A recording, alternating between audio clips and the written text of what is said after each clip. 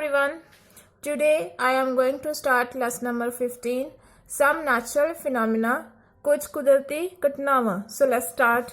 In class 7th you read about wind, storms and cyclones. 7th class ਦੇ ਵਿੱਚ ਆਪਾਂ already ਚੱਲਦੀਆਂ ਹਵਾਵਾਂ ਜਿਹੜੀਆਂ ਹੁੰਦੀਆਂ ਨੇ, ਠੀਕ ਆ, storms ਤੂਫਾਨ, cyclones ਜਿਹੜੇ ਚੱਕਰਵਾਤੀ ਤੂਫਾਨ ਹੁੰਦੇ ਆ, ਇਹਨਾਂ ਬਾਰੇ ਪੜ੍ਹ ਚੁੱਕੇ ਆ. You learned that cyclones can cause a lot of damage to human life and property. ਆਪਾਂ ਆਲਰੇਡੀ ਇਹ ਪੜ੍ਹ ਚੁੱਕੇ ਹਾਂ ਕਿ ਜਿਹੜੇ ਸਾਈਕਲੋਨਸ ਹੁੰਦੇ ਆ ਇਹ ਬਹੁਤ ਜ਼ਿਆਦਾ ਡੈਮੇਜ ਕਰਦੇ ਆ ਹਿਊਮਨ ਲਾਈਫ ਨੂੰ ਔਰ ਹਿਊਮਨ ਪ੍ਰੋਪਰਟੀ ਨੂੰ. You also learn that we can protect ourselves from these destructive phenomenon to some extent. ਅਸੀਂ ਇਹ ਵੀ ਪੜ੍ਹ ਚੁੱਕੇ ਹਾਂ ਕਿ ਆਪਾਂ ਕੁਛ ਹੱਦ ਤੱਕ ਇਹਨਾਂ ਡਿਸਟਰਕਟਿਵ ਫਿਨੋਮੀਨਾ ਤੋਂ ਆਪਣੇ ਆਪ ਨੂੰ ਬਚਾ ਸਕਦੇ ਹਾਂ. In this chapter we shall discuss two other destructive natural phenomena. So इस chapter ਦੇ ਵਿੱਚ ਆਪਾਂ ਦੋ ਅਜਿਹੇ destructive natural phenomena ਪੜ੍ਹਨੇ ਆ ਜੋ ਆਪਾਂ ਪਹਿਲਾਂ 7th class ਦੇ ਵਿੱਚ ਨਹੀਂ ਪੜ੍ਹੇ. These are lightning and earthquakes. ਠੀਕ ਆ, lightning ਔਰ earthquakes ਨੂੰ ਆਪਾਂ ਇਸ chapter ਦੇ ਵਿੱਚ study ਕਰਾਂਗੇ. We shall also discuss what steps we can take to minimize destruction caused by these phenomena. So ਆਪਾਂ ਇਹਦੇ ਨਾਲ ਇਹ ਵੀ ਪੜਾਂਗੇ ਕਿ ਕਿਹੜੇ ਸਟੈਪਸ ਆਪਾਂ ਨੂੰ ਲੈਣੇ ਚਾਹੀਦੇ ਆ ਜਿਹਦੇ ਨਾਲ ਆਪਾਂ ਇਹਨਾਂ ਡਿਸਟਰਕਟਿਵ ਫਿਨੋਮੀਨਾ ਨੂੰ ਕੰਟਰੋਲ ਕਰ ਸਕਦੇ ਆ ਜਾਂ ਫਿਰ ਜਿਹੜੀ ਇਹਨਾਂ ਦੁਆਰਾ ਡਿਸਟਰਕਸ਼ਨ ਹੁੰਦੀ ਆ ਉਹਨੂੰ ਮਿਨੀਮਾਈਜ਼ ਕਰ ਸਕਦੇ ਆ, ਘੱਟ ਕਰ ਸਕਦੇ ਆ. So first, lightning. You might have seen sparks on an electric pole when wires become loose. So ਬੱਚੇ ਜਿਸ ਤਰ੍ਹਾਂ ਤੁਸੀਂ ਬਾਹਰ ਦੇਖਦੇ ਜੋ ਕਿ ਜਿਹੜੀ ਇਲੈਕਟ੍ਰਿਸਿਟੀ ਆ ਉਹ ਵਾਇਰਸ ਦੁਆਰਾ ਟਰਾਂਸਪੋਰਟ ਹੋ ਰਹੀ ਆ, ਠੀਕ ਆ. ਜਿਹੜੇ ਪੋਲਸ ਹੁੰਦੇ ਇਲੈਕਟ੍ਰਿਕ ਪੋਲ ਹੁੰਦੇ ਤੁਸੀਂ ਉਹ ਵੀ ਦੇਖਦੇ ਜੋ, ਠੀਕ ਆ. ਤੇ ਸਮਟਾਈਮਸ ਤੁਸੀਂ ਦੇਖਦੇ ਜੋ ਕਿ ਇਹਨਾਂ ਦੇ ਵਿੱਚੋਂ ਕੋਈ ਸਪਾਰਕਸ ਵੀ ਨਿਕਲਦੇ ਆ, ਸਪੈਸ਼ਲੀ ਜਦੋਂ ਰੇਨੀ ਸੀਜ਼ਨ ਹੋਵੇ, ਠੀਕ ਆ, ਜਾਂ ਫਿਰ ਬਹੁਤ ਜ਼ਿਆਦਾ ਹੌਟ ਵੈਦਰ ਹੋਵੇ, ਜਾਂ ਫਿਰ ਜਦੋਂ ਜਿਹੜੀਆਂ ਵਾਇਰਸ ਆ ਲੂਜ਼ ਹੋ ਜਾਂਦੀਆਂ ਉਦੋਂ ਵੀ ਜਦੋਂ ਆਪਸ 'ਚ ਟਕਰਾਉਂਦੀਆਂ ਤੇ ਉਹਨਾਂ ਦੇ ਵਿੱਚੋਂ ਸਪਾਰਕਸ ਨਿਕਲਦੇ ਆ. This phenomena is quite common when wind is blowing and shaking the wires. So ਜ਼ਿਆਦਾਤਰ ਇਹ ਕਦੋਂ ਹੁੰਦਾ ਹੈ ਜਦੋਂ ਜਿਹੜੀ ਵਿੰਡ ਆ ਉਹ ਚੱਲਦੀ ਆ, ਠੀਕ ਆ, ਹਵਾ ਚੱਲਦੀ ਆ ਔਰ ਜਿਹੜੀਆਂ ਵਾਇਰਸ ਆ ਇੱਕ ਦੂਜੇ ਨਾਲ ਟਕਰਾਉਂਦੀਆਂ ਉਦੋਂ ਜਿਹੜੀ ਲਾਈਟਨਿੰਗ ਆ ਉਹ ਪ੍ਰੋਡਿਊਸ ਹੁੰਦੀ ਆ. You might also have seen sparks when a plug is loose in its socket. So sometimes ਜਿਹੜੇ ਤੁਹਾਡੇ socket ਆ ਜਿਹੜੇ ਘਰਾਂ ਦੇ ਵਿੱਚ ਲੱਗੇ ਹੁੰਦੇ ਜਦੋਂ ਤੁਸੀਂ ਕੋਈ ਪਲੱਗ ਲਗਾਉਂਦੇ ਜੀ, ਠੀਕ ਆ, ਉਹਦੇ ਵਿੱਚੋਂ ਵੀ ਜਿਹੜੇ ਸਪਾਰਕਸ ਨਿਕਲਦੇ ਆ, ਤੁਸੀਂ ਉਹ ਨੋਟਿਸ ਜ਼ਰੂਰ ਕੀਤੇ ਹੋਣੇ ਆ. Lightning is also an electric spark but on a huge scale. So ਜਿਹੜੀ ਲਾਈਟਨਿੰਗ ਹੁੰਦੀ ਆ ਉਹ ਵੀ ਇੱਕ ਤਰ੍ਹਾਂ ਦਾ ਇਲੈਕਟ੍ਰਿਕ ਸਪਾਰਕ ਹੁੰਦਾ ਹੈ, ਠੀਕ ਆ, ਬਟ ਉਹ ਕੋਈ ਛੋਟਾ ਮੋਟਾ ਸਪਾਰਕ ਨਹੀਂ ਹੁੰਦਾ. ਇਟ ਇਜ਼ ਬਹੁਤ ਆਪਾਂ ਕਹਿ ਸਕਦੇ ਹਾਂ ਕਿ ਬਹੁਤ ਵੱਡਾ ਸਪਾਰਕ ਹੁੰਦਾ ਹੈ ਜਿਹੜਾ ਮਤਲਬ ਬਹੁਤ ਜ਼ਿਆਦਾ ਹਿਊਜ ਸਕੇਲ ਦੇ ਉੱਪਰ, ਵੱਡੇ ਪੱਧਰ ਦੇ ਉੱਪਰ ਕੱਢਦਾ ਹੈ. So in Asian times people did not understand the cause of this spark. So ਜਿਹੜੇ ਨੈਚੁਰਲੀ ਤੁਸੀਂ ਜਦੋਂ ਆਪਣਾ ਰੇਨੀ ਸੀਜ਼ਨ ਹੁੰਦਾ ਹੈ, ਕਲਾਉਡੀ ਡੇ ਹੁੰਦਾ ਹੈ, ਤਾਂ ਤੁਸੀਂ ਆਸਮਾਨ ਦੇ ਵਿੱਚ ਦੇਖਦੇ ਜੋ ਕਿ ਬੜੇ ਮਤਲਬ ਸਪਾਰਕ ਜਿਹੜਾ ਹੁੰਦਾ ਹੈ, ਠੀਕ ਆ, ਬੱਦਲ ਗਰਜਦੇ ਆ.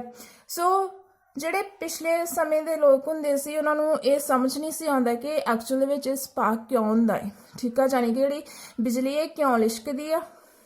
They were therefore afraid of lightning and thought that the wrath of gods visiting them. ਤੇ ਜਦੋਂ ਪਿਛਲੇ ਸਮੇਂ ਦੇ ਵਿੱਚ ਲਾਈਟਨਿੰਗ ਹੁੰਦੀ ਸੀ ਲੋਕ ਬਹੁਤ ਜ਼ਿਆਦਾ ਡਰ ਜਾਂਦੇ ਹੁੰਦੇ ਸੀ ਤੇ ਉਹ ਘਬਰਾਉਂਦੇ ਸੀ ਔਰ ਉਹ ਇਹ ਸੋਚਦੇ ਹੁੰਦੇ ਸੀ ਕਿ ਜਿਹੜੇ ਰੱਥ ਆ ਆਪਣੇ ਜਿਹੜੇ ਦੇਵੀ ਦੇਵਤਿਆਂ ਦੇ ਰੱਥ ਆ ਉਹ ਉਹਨਾਂ ਕੋਲ ਆ ਰਹੇ ਆ, ਠੀਕ ਆ. Now of course we understand that lightning is caused by the accumulation of charges in the cloud.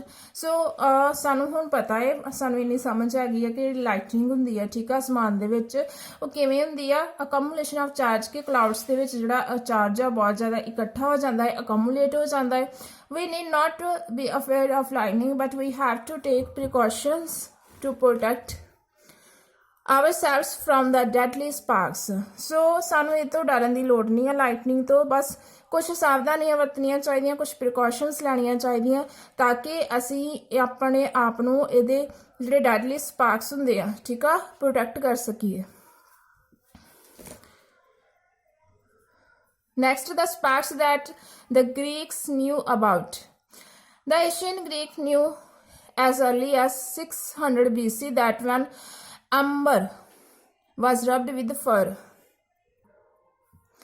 ਸੋ ਬੱਚੇ ਜਿਹੜੇ ਏਸ਼ੀਅਨ ਗ੍ਰੀਕ ਸੀ, ਠੀਕ ਆ, ਜਿਨ੍ਹਾਂ ਨੂੰ ਅਸੀਂ ਯੂਨਾਨੀ ਵੀ ਬੋਲਦੇ ਆ, ਮਤਲਬ 600 ਈਸਵੀ ਪਹਿਲਾਂ ਉਹ ਇਹ ਚੀਜ਼ ਜਾਣਦੇ ਸੀ, ਐਂਬਰ ਜੋ ਇੱਕ ਤਰ੍ਹਾਂ ਦੀ ਗੂੰਦ ਹੁੰਦੀ ਆ, ਰੈਜ਼ਿਨ ਹੁੰਦੀ ਆ, ਠੀਕ ਆ, ਜੇ ਅਸੀਂ ਉਹਨੂੰ ਫਰ ਦੇ ਨਾਲ ਰਗੜਦੇ ਆ, ਰਬ ਕਰਦੇ ਆ, ਤੇ ਉਹ ਲਾਈਟ ਨੂੰ ਆਪਣੇ ਵੱਲ ਅਟਰੈਕਟ ਕਰਦਾ ਹੈ, ਠੀਕ ਆ। ਅਟਰੈਕਟ ਲਾਈਟ ਆਬਜੈਕਟਸ ਸੱਚ ਐਸ ਲਾਈਟ ਆਬਜੈਕਟਸ ਆਪਣੇ ਵੱਲ ਅਟਰੈਕਟ ਕਰਦਾ, ਜਿਵੇਂ ਹੇਅਰ ਜਾਨੀ ਕਿ ਜਿਹੜੇ ਤੁਸੀਂ ਦੇਖਦੇ ਜੋ ਕਿ ਜਿਹੜੇ ਵਾਲ ਹੁੰਦੇ ਆ ਬਹੁਤ ਲਾਈਟ ਵੇਟਡ ਹੁੰਦੇ ਆ, ਠੀਕ ਆ। ਸੋ ਜਦੋਂ ਐਂਬਰ ਨੂੰ ਫਰ ਦੇ ਨਾਲ ਰਬ ਕਰ ਲਿਆ ਜਾਂਦਾ ਸੀ ਤੇ ਉਹ ਹੇਅਰ ਨੂੰ ਆਪਣੇ ਵੱਲ ਅਟਰੈਕਟ ਕਰਦੇ ਆ। ਓਕੇ, ਸੋ ਇਸ ਤਰ੍ਹਾਂ ਦੀ ਸ਼ਾਇਦ ਤੁਸੀਂ ਵੀ ਆਪਣੀ ਕਲਾਸ ਦੇ ਵਿੱਚ ਇੱਕ ਐਕਟੀਵਿਟੀ ਕੀਤੀ ਹੋਏਗੀ ਕਿ ਤੁਸੀਂ ਪੈਨ ਨੂੰ ਬਹੁਤ ਜ਼ਿਆਦਾ ਰਬ ਕਰਦੇ ਜੋ ਕਿਸੇ ਚੀਜ਼ ਦੇ ਨਾਲ, ਔਰ ਰਬ ਕਰਨ ਤੋਂ ਬਾਅਦ ਉਹਦੇ ਨਾਲ ਤੁਸੀਂ ਛੋਟੇ ਛੋਟੇ ਟੁਕੜੇ ਜੇ ਕਾਗਜ਼ ਦੇ ਚੁੱਕਣ ਦੀ ਕੋਸ਼ਿਸ਼ ਕਰੋ ਤੇ ਉਹ ਕੀ ਆ, ਅਟਰੈਕਟ ਹੋ ਜਾਂਦੇ ਆ, ਠੀਕ ਆ, ਉਸੇ ਵੇਲੇ। You might have seen that when you take off woolen or polyester cloths, your hair stands on end. ਸੋ ਤੁਸੀਂ ਇਹ ਵੀ ਨੋਟਿਸ ਕੀਤਾ ਹੋਏਗਾ ਕਿ ਜਦੋਂ ਤੁਸੀਂ ਆਪਣੇ ਕੱਪੜੇ ਸਪੈਸ਼ਲੀ ਜਿਹੜੇ ਪੋਲੀਐਸਟਰ ਔਰ ਵੂਲਨ, ਜਦੋਂ ਸਰਦੀਆਂ ਦੇ ਵਿੱਚ ਵੂਲਨ ਤੇ ਪੋਲੀਐਸਟਰ ਕਲੌਥਸ ਆਪਾਂ ਜ਼ਿਆਦਾ ਵੀਅਰ ਕਰਦੇ ਆ, ਜਦੋਂ ਤੁਸੀਂ ਉਹਨਾਂ ਨੂੰ ਉਤਾਰਦੇ ਜੋ, ਠੀਕ ਆ, ਤੇ ਜਿਹੜੇ ਤੁਹਾਡੇ ਹੇਅਰਸ ਆ ਉਹ ਸਟੈਂਡ ਹੋ ਜਾਂਦੇ ਆ, ਠੀਕ ਆ। If you take off these clothes in the dark, you even see a spark and hear a crackling sound. ਤੇ ਜੇ ਤੁਸੀਂ ਹਨੇਰੇ ਦੇ ਵਿੱਚ ਇਹਨਾਂ ਕੱਪੜਿਆਂ ਨੂੰ ਟੇਕ ਆਫ ਕਰਦੇ ਜੋ, ਇਹਨਾਂ ਕਲੋਥਸ ਨੂੰ, ਦੈਨ ਕੀ ਹੁੰਦਾ ਹੈ ਕਿ ਤੁਸੀਂ ਇੱਕ ਕ੍ਰੈਕਲਿੰਗ ਸਾਊਂਡ ਬੜਾ ਸੁਣਦੇ ਜੋ, ਤੁਹਾਡੇ ਕੱਪੜਿਆਂ ਦੇ ਵਿੱਚ ਆਵਾਜ਼ ਆਉਂਦੀ, ਈਵਨ ਸਮਟਾਈਮਸ ਸਪਾਰਕ ਵੀ ਹੁੰਦਾ, ਠੀਕ ਆ, ਥੋੜਾ ਜਿਹਾ ਚੰਗਿਆੜੇ ਜਿਹੇ ਵੀ ਨਿਕਲਦੇ ਆ। ਸੋ ਇਨ 1752 Benjamin Franklin, an American scientist, showed that lightning and the spark from your clothes are essential the same phenomena. So ਇਹ ਇੱਕ ਸਾਇੰਟਿਸਟ ਸੀ ਬੈਂਜਾਮਿਨ ਫਰੈਂਕਲਿਨ, ਜਿਨੇ 1752 ਦੇ ਵਿੱਚ ਅਮਰੀਕਨ ਸਾਇੰਟਿਸਟ ਸੀ, ਤੇ ਇਹ ਸ਼ੋਅ ਕੀਤਾ ਸੀ ਕਿ ਜਿਹੜੀ ਲਾਈਟਨਿੰਗ ਅਤੇ ਜਾਂ ਜਿਹੜੇ ਤੁਹਾਡੇ ਕੱਪੜਿਆਂ ਦੇ ਵਿੱਚੋਂ ਸਪਾਰਕ ਨਿਕਲਦਾ ਹੈ, ਇਹ ਸੇਮ ਫਿਨੋਮੀਨਾ ਹੀ ਹੁੰਦਾ ਹੈ। However it took 2000 years for this realization to occur, but ਇਸ ਨੂੰ ਸਮਝਣ ਦੇ ਵਿੱਚ ਕਮ ਸੇ ਕਮ 2000 ਜਿਹੜੇ ਸਾਲ ਆ ਉਹ ਲੱਗ ਚੁੱਕੇ ਨੇ। ਸੋ ਅੱਜ ਦੇ ਇਸ ਵੀਡੀਓ ਦੇ ਵਿੱਚ ਸਿਰਫ ਇੰਨਾ ਹੀ। ਬਾਕੀ ਨੈਕਸਟ ਆਪਾਂ ਚਾਰਜ ਕਿਸ ਤਰ੍ਹਾਂ ਪ੍ਰੋਡਿਊਸ ਹੁੰਦਾ ਹੈ ਬਾਈ ਰਬਿੰਗ ਆਪਾਂ ਨੈਕਸਟ ਵੀਡੀਓ ਦੇ ਵਿੱਚ ਕਰਾਂਗੇ। I hope you understand this video. Thank you for watching video.